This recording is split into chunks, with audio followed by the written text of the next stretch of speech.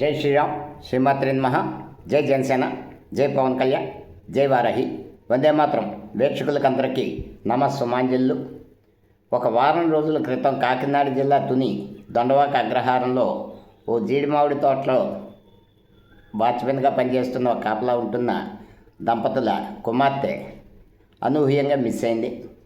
ఆ పిల్లతో పాటు వెళ్ళిన కుక్క తిరిగి రాలేదు. వెంటనే పోలీస్ కంప్లైంట్ ఇస్తే పోలీసులు అతి పెద్ద సెర్చ్ ఆపరేషన్ నాటి నుండి మొదలుకొని నేటి వరకు చేస్తూనే ఉన్నారు. కొండ అంతా జల్లెడి పట్టి డ్రోన్ కెమెరాల సహాయంతో, అలాగే 200 మంది పోలీస్ సిబ్బంది, ఇతర సిబ్బంది సహాయంతో చేస్తున్నారు. సీసీటీవీ ఫుటేజీలు, రైల్వే స్టేషను, ఆర్టీసీ కాంప్లెక్స్ పరిసరాల్లోని సీసీటీవీ ఫుటేజీల సహాయంతో అనుమానితులందరినీ దర్యాప్తు చేస్తూ అన్ని కోణాల్లోని చేశారు. వాళ్ళ విధి విధానాలని బట్టి చేస్తున్నారు. ఇదే సమయంలో ఔత్సాహికులైన సోషల్ మీడియా విశ్లేషకులు కానీ, యూట్యూబర్స్ కానీ, అలాగే వీళ్ళు రోజుకొక వార్త వండి చేస్తున్నారు.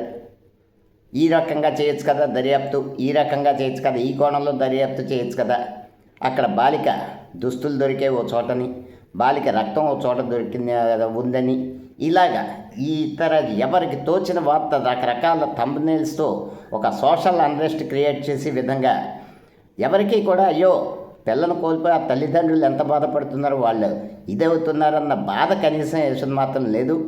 పోలీసులు దర్యాప్తుకు విఘాతం కలిగించే విధంగా ఇలా చేయడం వల్ల వాళ్ళు ఏం సాధించదలుచుకున్నారో, ఏం అటెన్షన్ వాళ్ళ మీదకి కోరుకుంటున్నారో అర్థం కావట్లేదు. ఇది చాలా నికృష్టమైన బాధ్యతారాహిత్యం ఇది. ఎందుకంటే పోలీసులకి దర్యాప్తుకి విధి విధానాలు ఉంటాయి. వాళ్ళ విధి విధానాలను బట్టి వాళ్ళు దర్యాప్తు చేస్తారు. అనుమానం వచ్చిన వాళ్ళని ప్రశ్నిస్తారు. వాళ్ళు ప్రశ్నించిన వాళ్ళందరూ నేరస్తులు కాదు. ఇవన్నీ దృష్టిలో పెట్టుకోవాలి. ఎందుకంటే అతి పెద్ద రెస్క్యూ ఆపరేషన్ అయితే ఈ విషయంలో జరుగుతుంది కూడా. కానీ ఎవరికి తోచిన ప్రధాన మీడియా కూడా ఎవరికి తోచినట్టు వాళ్ళు వార్తలు ప్రసారం చేయడం పోలీస్ మారల్స్ని దెబ్బతీసే విధంగా ఉంది.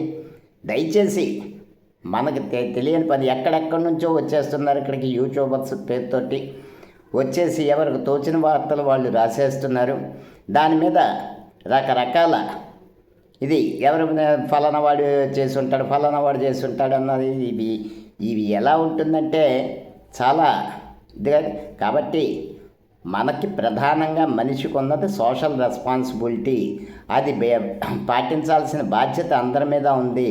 అయ్యో పిల్ల వస్తుందా రాదా, వారం అయిపోయింది, గంటలు గడిచిపోయి, రోజులు గడిచిపోయి, వారం గడిచిపోయింది అన్న బాధలో తల్లిదండ్రులు తలదిల్లుతుంటే కనీస జాలి లేకుండా కర్కశత్వంగా వీళ్ళకు తోసిన వార్తలు ఇష్టానుసారం వండి చేస్తే అది సమాజంలో అశాంతి రేకొలుతుంది.